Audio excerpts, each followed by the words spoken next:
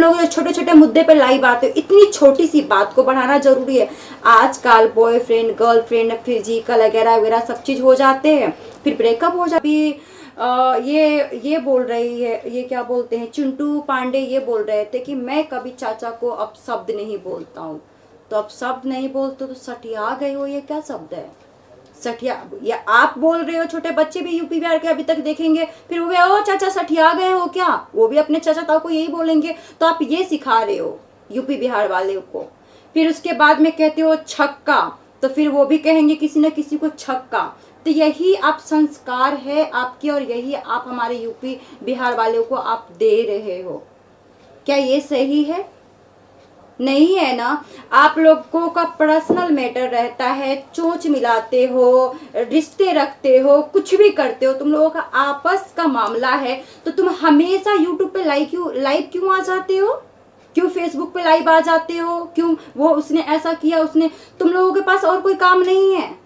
जहां जाती हूँ यहाँ वहां पे ये कहते हैं यार भोजपुरी इंडस्ट्री छी इतनी गंदी है, तुम कैसे काम करती हो?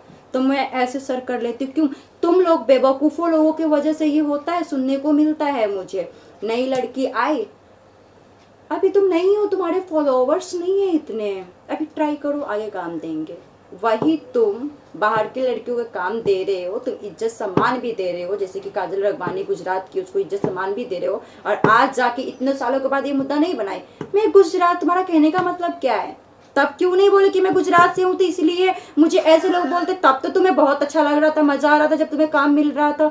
तुम कहती हो काजल जी कि मुझे पवन सिंह ने ही वो उसके वजह से मैं यहाँ तक पहुंची हूँ, और उसने ही मुझे फेमस किया, उसने ही मुझे सुपरस्टार बनाया।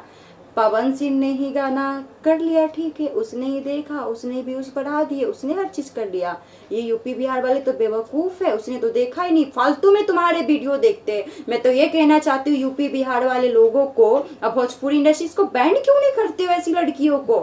क्योंकि एक ही लड़के को पकड़ के रहती है, छोड़ने का नाम ही नहीं लेती, इसलिए दूसरे लड़के को चांस नहीं मिलता काम करने के लिए। ये तुम जैसे लड़कियों के वजह से होता है। आर्टिस्ट हो, आर्टिस्ट की तरह क्यों नहीं रहती हो? क्यों चोच मिलाती हो हीरो से? फिर उसके बाद मिला लेती हो, हर चीजें कर लेती हो, कड़ा करवल जब हो जाता है तब आप तुम्हें दिखता है कि वो शादीशुदा है, बच्चे का बाप है, तो वो तो ये है तो वो है। और अभी एक मुद्दा और देख सुना मैंने, राजकुमार आर पांडे जी के बारे में बोलते हैं कि मैं सुसाइड कर लूंगा। फिर उसके बेटा एक इंटरव्यू में कहते हैं, चिंटू पांडे जी ये कहते हैं कि सुशांत सिंह राजपूत के नाम लेते हो तो तुम्हें शर्म नहीं आता है? छी, मरे हुए इंसान को तुम लोग बार बार नाम यूज करते हो। तो चिंटू पांडे जी, आपका पापा राजकुमार आर पांडे जी ने क्यों कंपेयर किया सुशांत सिंह राजपूत से, जो सुसाइड की बातें कर रहे थे? क्या आपको किसी कट्टे लेके काटने के लिए गए थे, या बाघ है जो ले जाएंगे आपको, या कोई डाकू है? बताओ आप मुझे, या कोई आतंकवादी है वो जो आपको मार देंगे? क्या कानून नहीं है इंडस्ट्री में? क्या कोई अच्छे भले लोग नहीं है? कोई, तुम लोग किसी भी मुद्दे को मुद्दा बनाते हो, छोटे छोटे बच्चे देखते, शर्म नहीं आता है क्या?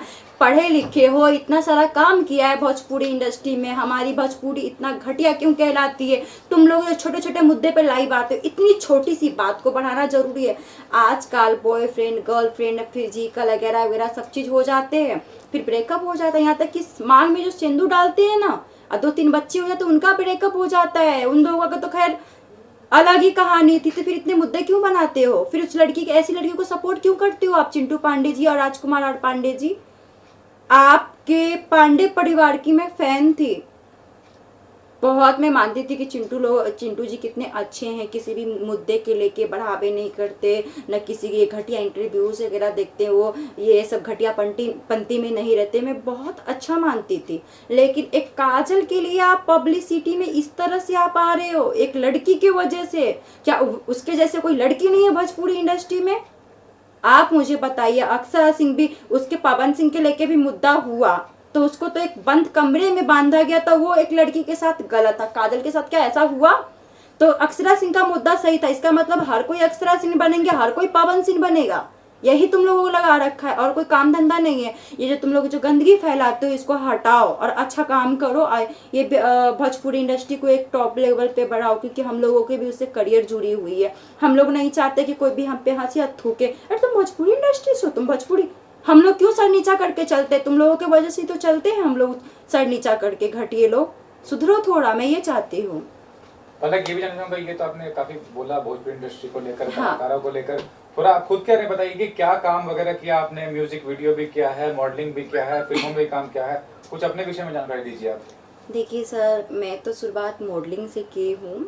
फैशन वीक में मैंने मिस इंडिया का अवार्ड जीता, फिर मैंने मिस दिल्ली रही, मिस हरियाणा रही, और मैंने एक बॉलीवुड मूवी में सेकेंड लीड किया हमने, और भोजपुरी में 3-4 हमने एल्बम भी किए, और एक अभी प्रेजेंट टाइम में एक मूवी मिली है अविनाश शाही के साथ में, दीपू की दुल्हनिया, वो मैंने, और अभी मैंने खुद सिंगिंग करना चालू कर दिया है, और बहुत अच्छे अच्छे गाने अभी हमने गाए हैं, और देखिए कुछ दिनों के बाद देखने को मिलेगा, क्योंकि भोजपुरी इंडस्ट्री में जल्दी करके ये ना बिहारी लोग ही बिहारी लोगों को सपोर्ट नहीं करता, ये सबसे घटियापंथी। अरे तुम लोगों पे तो घिन आता है मुझे सबसे ज़्यादा, क्योंकि हमारे गांव के, हमारे जगह की लड़कियों को तुम लोग सपोर्ट, ये हमारी बात ही नहीं चल रही है, हमारे जैसे न जाने कितनी लड़की होगी उनकी बात चल रही है। और ये भी कहना चाहूंगा पलक, जिस तरह का आपका व्यक्तित्व है, जिस तरह से बात करती हैं, बिग बॉस में जाने के लायक हैं। अभी हाल ही में देखिए खेसारी जी भी गए थे, उसके पहले भी कई सितारे गए भोजपुरी इंडस्ट्री से। तो कितना एक सपना है आपका कि आप भोजपुरी मतलब आर्टिस्ट के तौर पे आप जाए वहाँ बिग बॉस में, और बिग बॉस जाके वहाँ जीते आप?